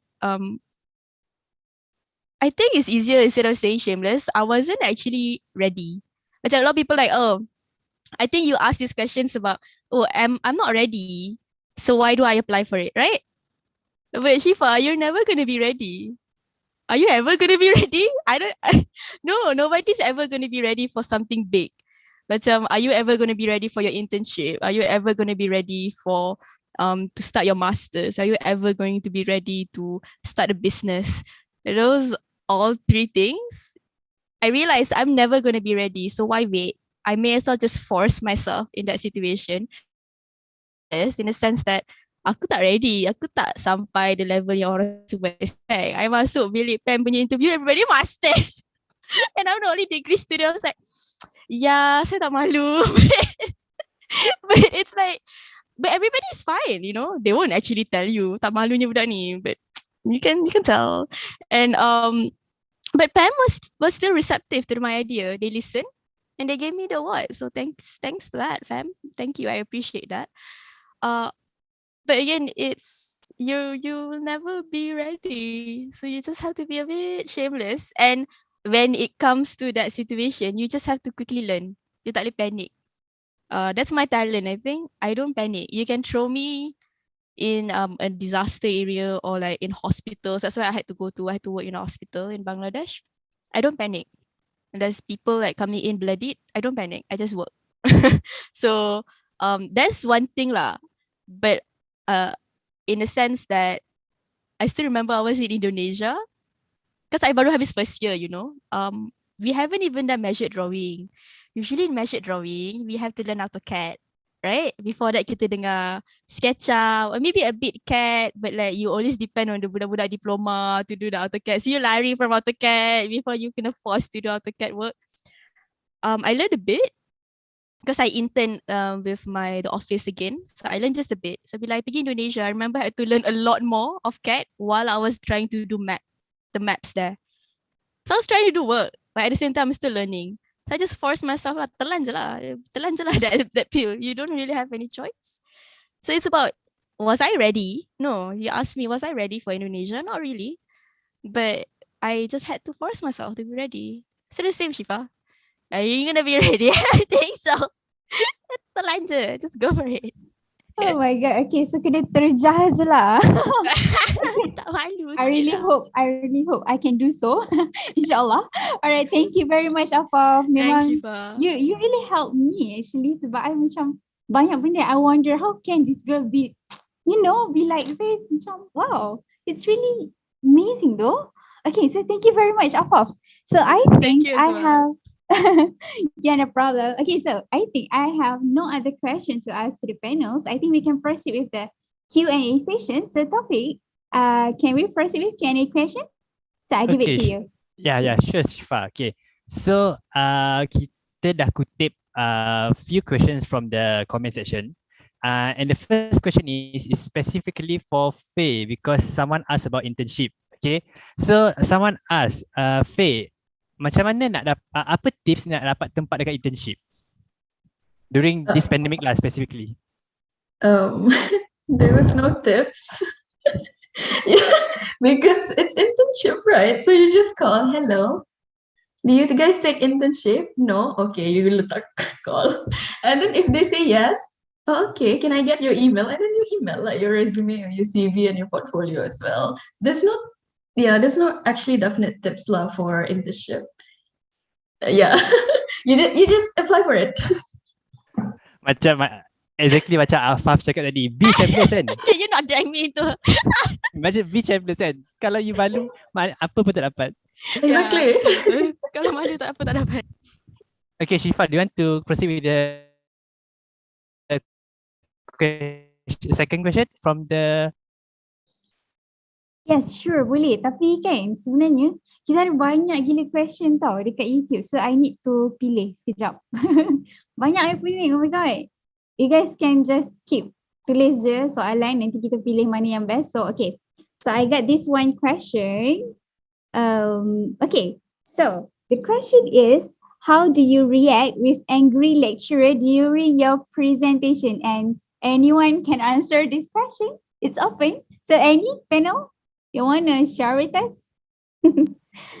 Siapa yang belum grad? Siapa yang, because I don't want people yang still in university to answer this. It's not going to be very safe. So Suroja still in your final year kan? Yeah, I'm second year. Oh, okay. Tak payahlah jawab tu. Bahaya. You still got final year to do. Help me. Help. Faye, you want to start first or do you want me to go? Because I got... I don't know how to answer this question. Yeah, it's very sensitive, but I think it's a good question. So, yeah. Okay, then I can start. Yeah, sure. Start Alright. first. I'll give you my own experience of being kena hentam masa presentation. And yeah, I'll be honest that Norman Foster, you think people care? If they want to hentam you, they'll hentam you. And they like it when they hentam you because like I hentam budak Norman Foster. I love this. So it's about keeping cool. If somebody is angry at you, don't match that energy. I sekali pernah because I was so annoyed because obviously like there are certain things, like you can tell this person is obviously not listening. But it's about being the bigger person and it sounds like very hard. Macam, why do I have to be the bigger person? I'm 20, I'm 22, I'm 23. This person's like 40, 30. Like they're so much older. Why do I have to be the adult? It's on them. It's their own like inability to be the adult that they are. Then it's just up to you to control yourself. Because I like this, like if you fight with an idiot, then you're gonna go down to their level and they're gonna win because they have more experience being an idiot. So yeah, everybody's like, oh my god, she said it. But I've seen a lot of more horrible things. So macam, a lot of people that tembak I, so macam, I don't really care. You can shoot me more. I don't really mind. Because that's the thing, people, I don't know if it's Asian or it's Malaysian or it's architecture industry globally, but Grades is like something like an ego boost for people. They like to use that to say, I know about this more than you. I can tell you what you're doing wrong. I've had like this. I still remember. I will remember every person that says things in a personal way because like I remember them, but so that I will like try to know how to stay away from them because I just don't want to deal with people like that. I don't want to argue with them. I'm not gonna attack them. No, it's not. I don't have time for them. I don't. So it's like you just focus on your degree. You focus about finishing. Don't let them see that you are affected. Don't cry. I know that's hard. I've cried multiple times after crit, but I don't show it obviously because you're giving them the satisfaction. Don't do that. And also like I still remember there was one. I think the worst one was like, oh, you're not working as hard as your classmates. And it hurt a lot because at first it was online class. I also did not sleep.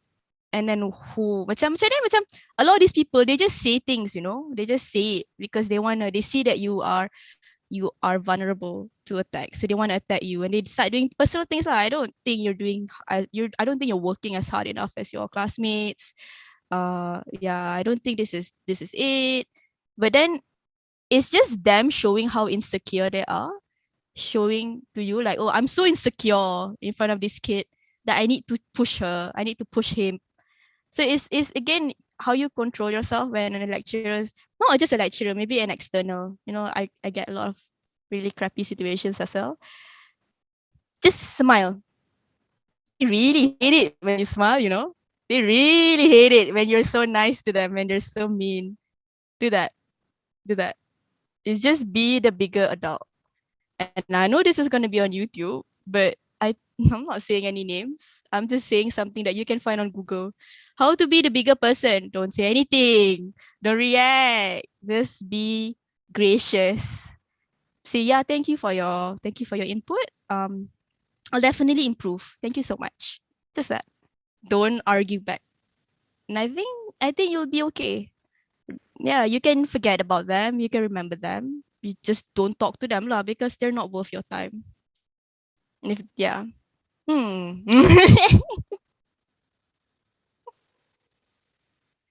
more to do, nobody's saying anything. Okay, Faye, sorry, Afaf.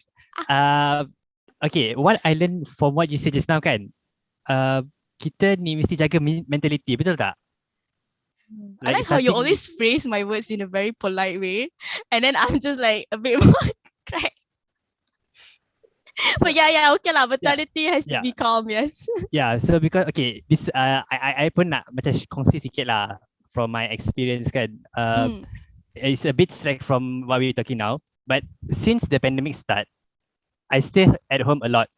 Yep. So of course, hobby I bertukar. I start to play a lot of esports game. Okay, I join a lot of tournament. So sometimes kan, when you lawan tournament dengan other people, and other people they akan try to macam taunting you, Yes. They akan try to taunt you. So instead of you balas balik the taunting and you kena very hard mentality, apa kata you just diam, be adult, be macam you cakap tadi, be adult. They said okay, it's okay. Kalau you guys nak cakap, I'll try to do my best. I'll try to win the game. So that's like how I experience untuk jaga mentality. So yeah. Betul? Just sure. Sorry, I'm not so good at this. I'll do my best to improve. Yeah, exactly. Asaraja knows what I mean. There you go. Alright, thank you so much, Afaf. So I think that Faye ada nak jawab juga kan untuk soalan ni. Nak dengar? Sorry, yes. Please. Jangan nak hilang. No, because Afaf dah banyak cakap tadi. And I don't want to say like I agree with her on a lot of things, on maybe everything. But betul lah, if you take things to your heart kan, macam you are the angry lecturer, of course you sendiri yang akan sedih, you sendiri akan menangis at the end of the day. So I don't do that. I just don't take what they comment, like apa yang dorang comment tu, I just don't take it to the heart. I macam, yeah, I keep in my mind, tapi I macam, I won't let it affect me until to the point that I'm like so stressed out about it. Because why do you want something like that to affect your life, you know? So yeah, be cool je lah about it. And yes, I always also smile. Kalau macam, like in that situation, right? Just smile lah, and then like nod your head, and then you're done. Yes, that's a trick. Just yeah. Macam tu. Alright, thank you Faye. So, okay Faye, wait a minute. I ada another question. Tapi ini question ni sebenarnya daripada komiti kita tau. Dia kata wajib tanya dekat Faye. So, I need to ask you Okay. again. Are you ready with the question? Okay. So, soalan dia, what are the bad things in general about architecture studies from your point of view? I saw, I actually think I've got YouTube right now. I know who's asking this.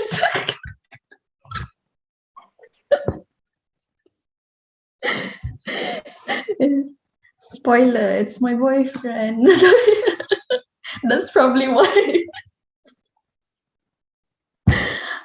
Bad things general about architecture study, like I macam things like this kan, I cannot compare tau sebab I only study architecture at one place, you know. Kalau you macam you dah experience studying at a lot of places and then you can compare. So I rasa macam if I jawab, it feels very very invalid. And then being in Sarawak is new. UiTM Sarawak Architecture School is very new. So you face a lot of challenges. And then as I said in my answer ada tadi, like the second question I think, I said like the community in my place is very, very small. So macam dari I first year sampai I fourth year, I selalu tengok macam the people in Semenanjung, you guys lah, macam I envy, I sangat-sangat envy. Bestnya ramai dalam studio, things like that lah. So I always compare. Jadi macam, yalah, my experience jadi very very negative because I always compare people yang I rasa macam they're above me. Tapi I should just focus on myself, you know, when I was there. And yeah, memang ada reason lah why I'm there, right? Ya macam tu lah. So I don't think ada like bad things in general from architecture study. Yeah, I appreciate my experience, especially with the lecturers. Sebab I nampak my very very small number of lecturers help architecture Sarawak tu kan, yeah, to rise to who we are right now. Yeah, like that lah. I faham what Faye tried to sampaikan about her situation because to be honest, I'm from Sarawak also. I'm from Sarawak. But I was born in Putrajaya. Okay, so I dah nampak situation in Semenanjung. I nampak situation in Sarawak. So I know like the transition when I balik Sarawak. Oh, how does the lifestyle is? If I dekat Semenanjung, I tahu lifestyle dia macam mana. I can feel when Faye terangkan pasal benda tu tadi. So yeah, I really understand. Yes, Taufik. So I think we can proceed with the next Q&A question. So Taufik, do you have any question to ask to the panel from our audience? Ada nak pilih mana-mana question? Tak ada banyak. Ada satu question ni lah. Some audience ask that dia nak tahu what keeps panels motivated or go through in their life. It doesn't have to be in a architecture life punya scope. Maybe you guys can cerita sikit about your real life kehidupan. Apa yang keep you guys motivated? Apa yang keep you guys going?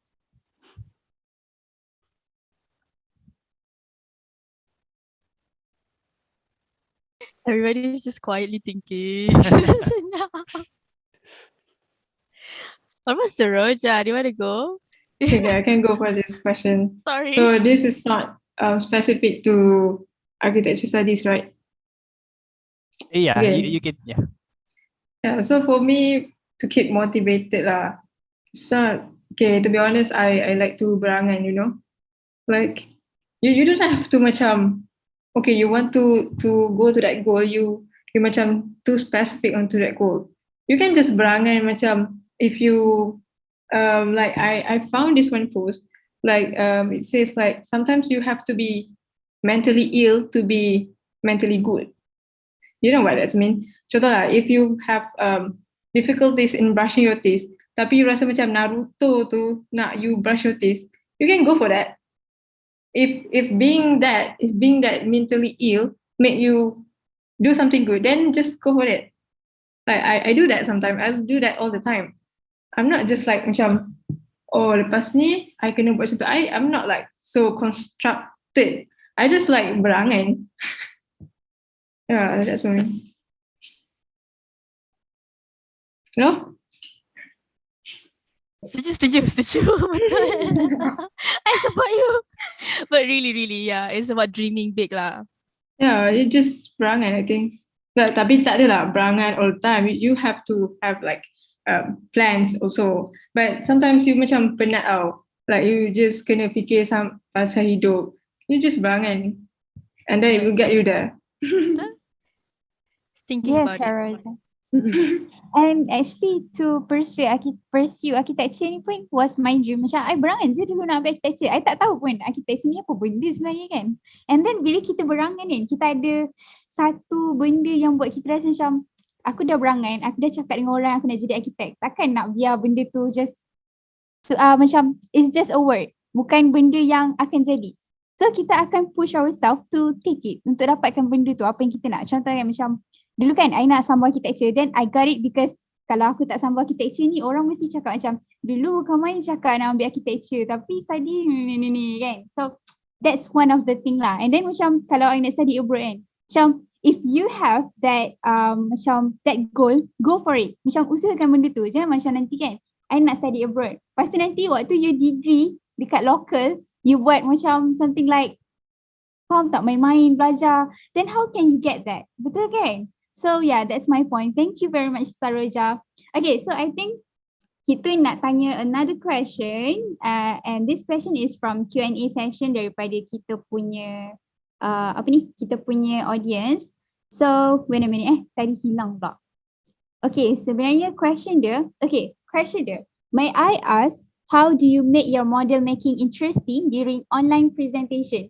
So I think can I hear from Saroja first because you're right now currently studying kan, and then we proceed to Faye and Afaf. Alright, silakan Saroja.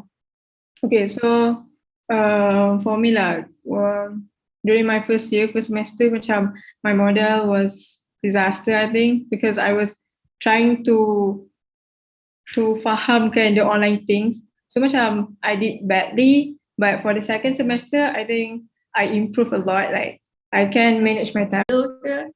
Like Model making yang 3D tu macam kita kena buat model rumah pakai cardboard and everything.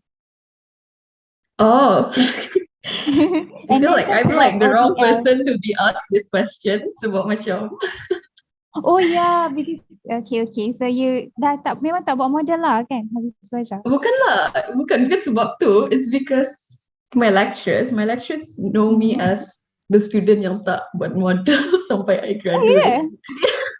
Oh, so I macam more to digital lah macam tu. no, I cannot do both. Like macam Afaf cakap tadi kan, like her laptop cannot support Revit, right? Oh, Yeah. okay. Yeah, so that's one thing. So I ingat lagi like in semester 5 we started doing Yeah. digital and then like my like sampai habis I memang tak buat my 3D model, like I never finish it. So up to the point like when we doing like a farewell dinner for that semester, I was sitting beside my lecturer and then my lecturer tengok I and then dia macam, you memang tak pandai buat 3D model ke? Something like that lah. Because I focus too much on my technical. That's like the reason why. Yeah, I focus way more on my technical compared to my 3D model. But I do sometimes buat like diagrammatic model if I want to present my concept, things like that. I just never finish my actual 3D architecture model, that's all. But then going back to the question, right? How to make your model making interesting during presentation is that your storytelling. You cannot just show your model macam tu je and just expect your lecturer to know because they will assume a lot of stuff. Lagi-lagi kalau macam ada student before you buat benda yang sama, they will compare, because they already have that thing in mind. So storytelling is very important when you're presenting something, not just model making, but everything lah in architecture, especially. Yeah, so that's all. Yes. Agree. Betul lah. Akan ada orang yang dia punya master dia dekat presenting kan. Goreng-goreng tu memang celah gigi dia je lah kan. Ada orang model dia gempak but dia tak boleh nak express the idea. So that's it. Setiap orang ada kelebihan dan kelemahan masing-masing dalam architecture ni. So we want to hear from Afaf pula.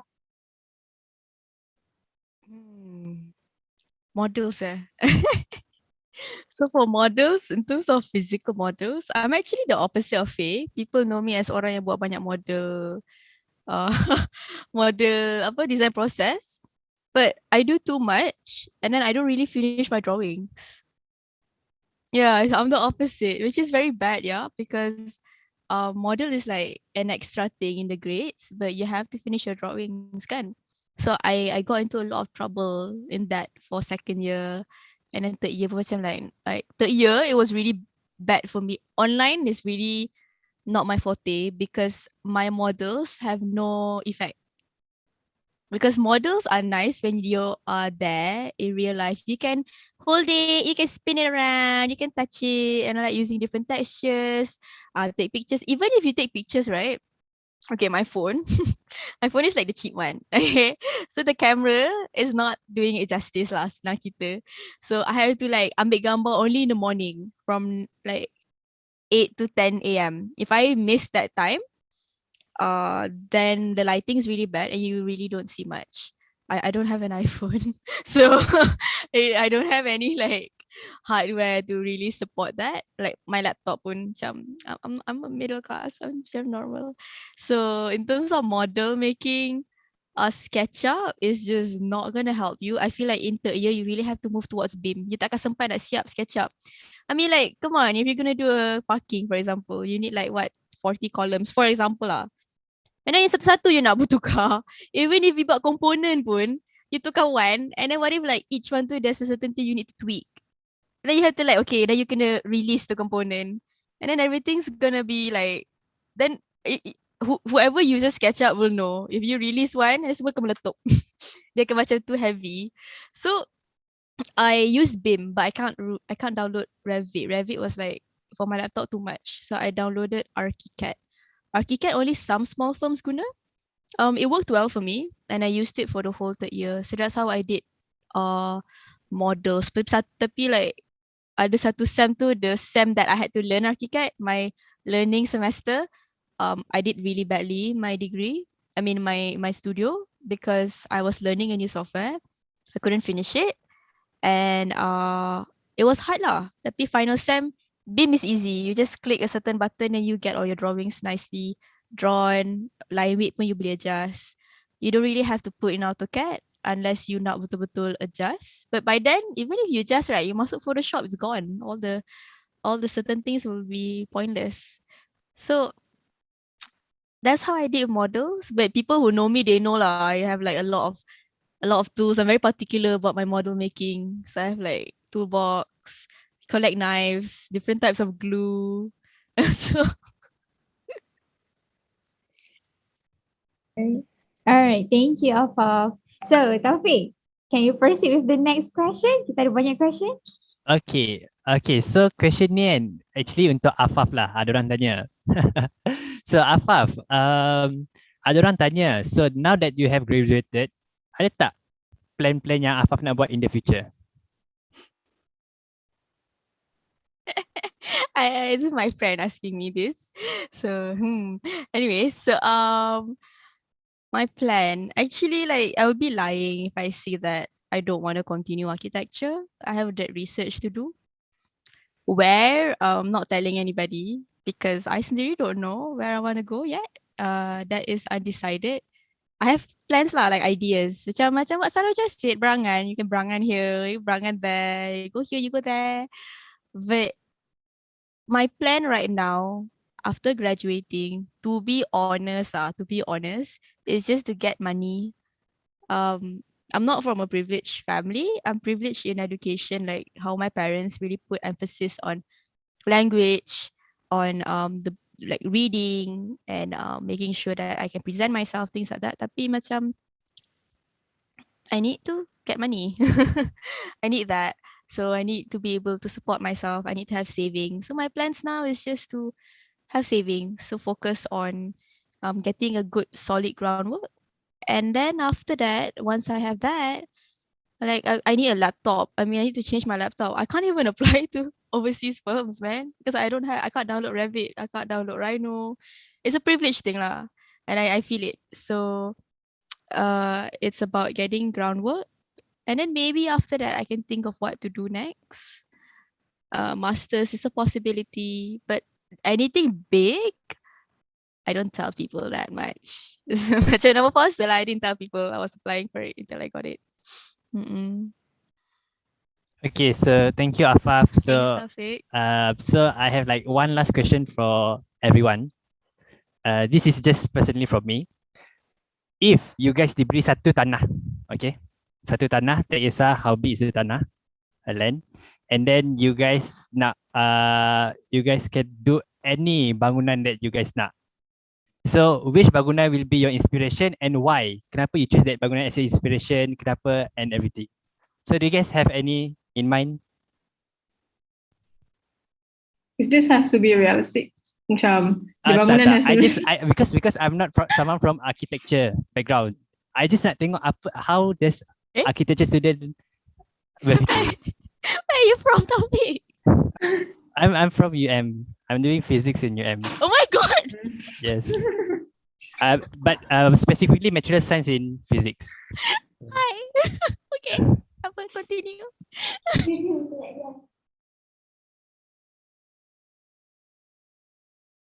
So Roja, just now you were asking about the land tadi kan? You nak Saroja asked about realistic. Like, it could be realistic or not realistic. It's up to you. Yeah, because I like to berangan, right?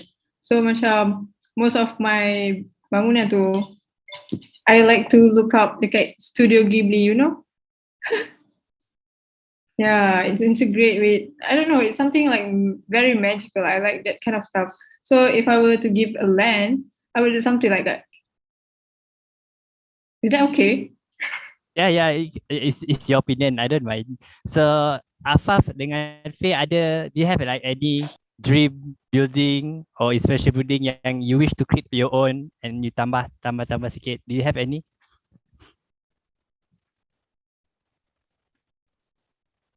I like how Pai is looking at me, I'm looking at her.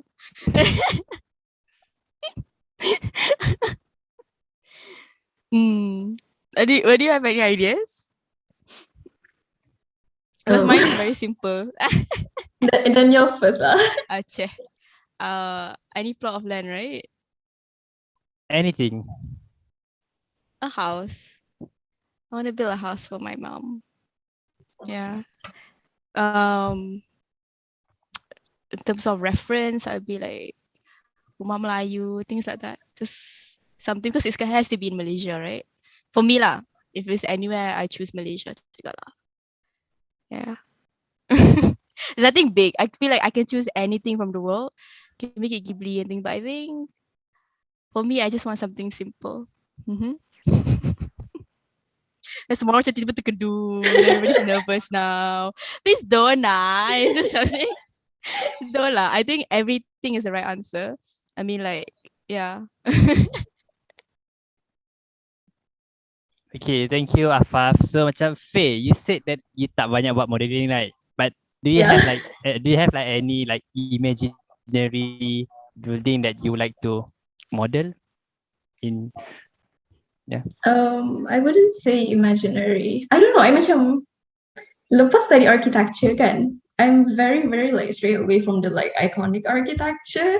I'm more to what you do inside it, something like that lah. Macam, yeah, like useful spaces.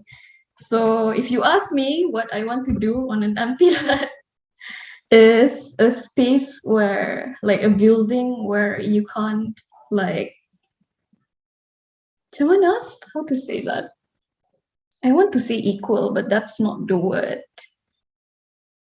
Imagine having everyone in one place without a name, without discrimination, without social class. Macam tu, sorry about that, tapi macam something lah, macam where everyone is equal.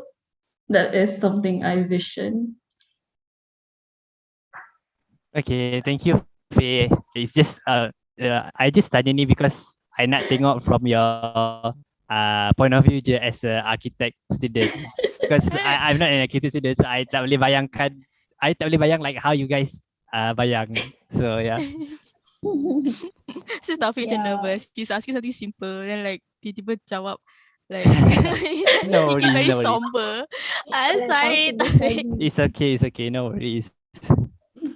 Taufik dah study, no problem with him. Okay, so kita ada one last question from YouTube and then we will proceed with kita akan main balik game interaction game tadi Taufik sebab ada macam kalau boleh kita nak tambah point untuk universiti sebab tadi pun ada yang tak dapat points.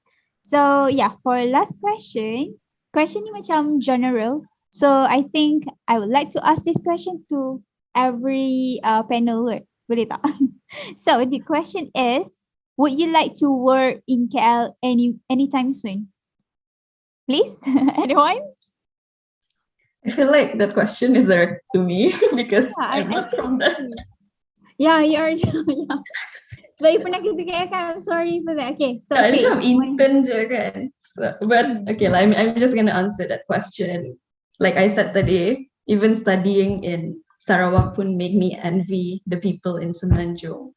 Memang kalau in terms of work, yes, of course, eventually I do want to work in the city center because being here kan, I tahu how far the level is and I know how low it is for me to be here. It's not a bad thing at all. I'm just saying like in terms of work performance and stuff.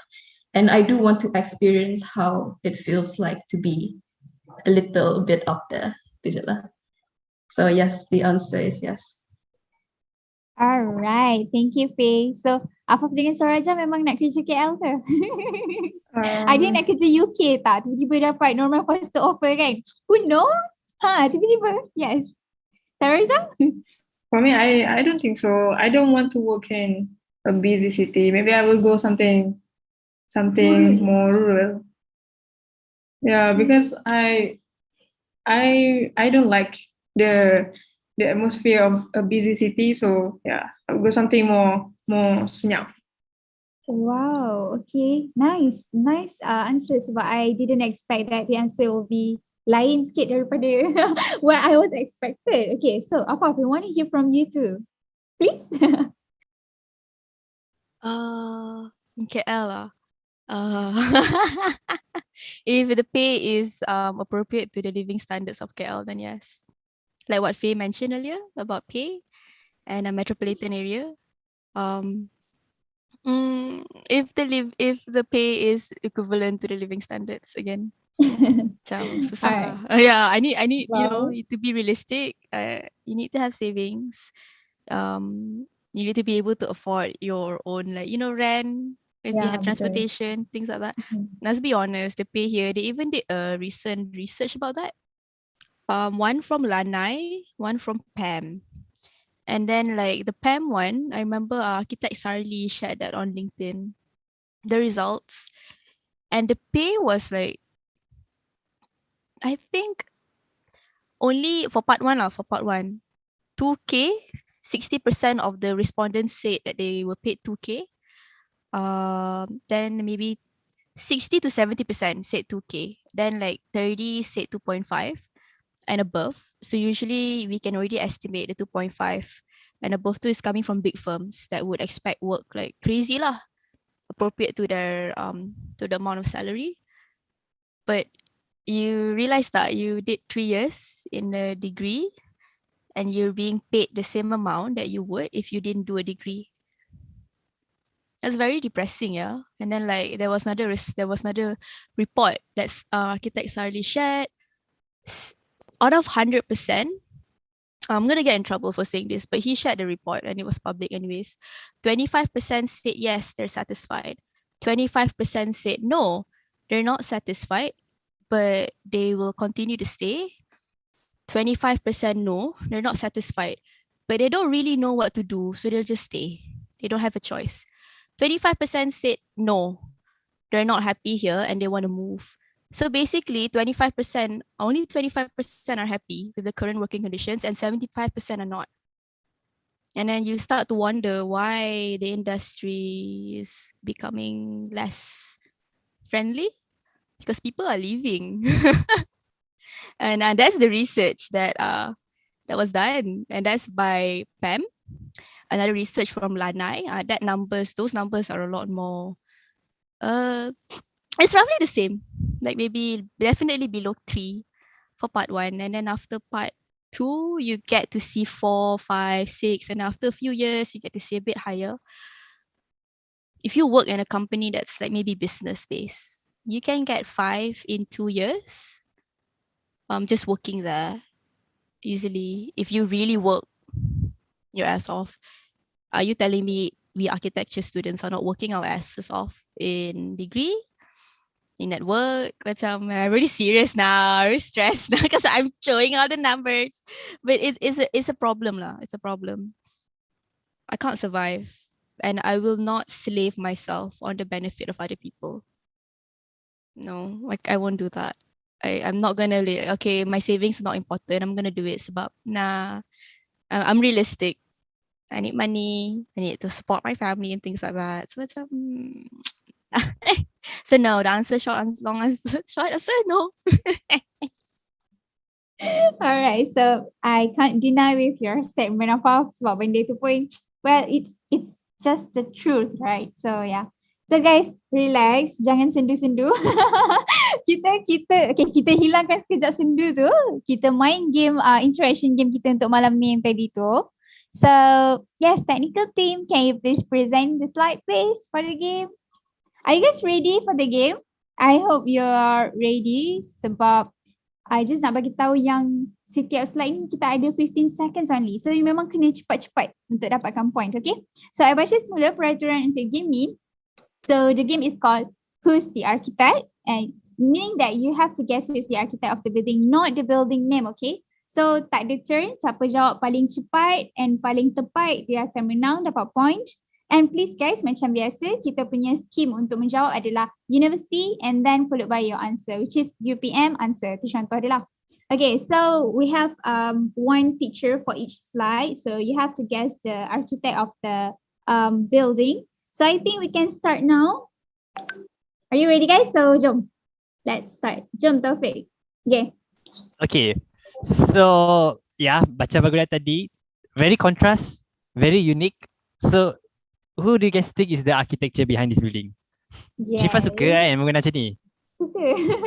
Nampak macam wow, why so sedih. Dia macam contrast, macam exciting, tahu tak? Macam betul. lain daripada bangunan lain. Bangunan lain static. So who's the architect? I really nak tahu. That's it. Frank Gehry guys with Tata Center Cambridge. So next, boleh proceed tak Taufik? Jom kita proceed jom. next. Okay. Okay, so bangunan ni dia nampak macam satu bangunan famous yang kita tahu, yang semua orang confirm tahu, which is Sydney Opera House. Bangunan ni pun Opera House, tapi bukan Sydney lah, Bukan obviously. Sydney. Oh, okay. So you think who's the architecture behind this building yang ala-ala macam Sydney Opera House? Cantik interior. Oh, It's Zaha Hadid Architects. Zaha Nama Hadid. opera house dia adalah Guangzhou Opera House. Okay? Yes, Hadid. So let's Zaha move Hadid. on to the next picture.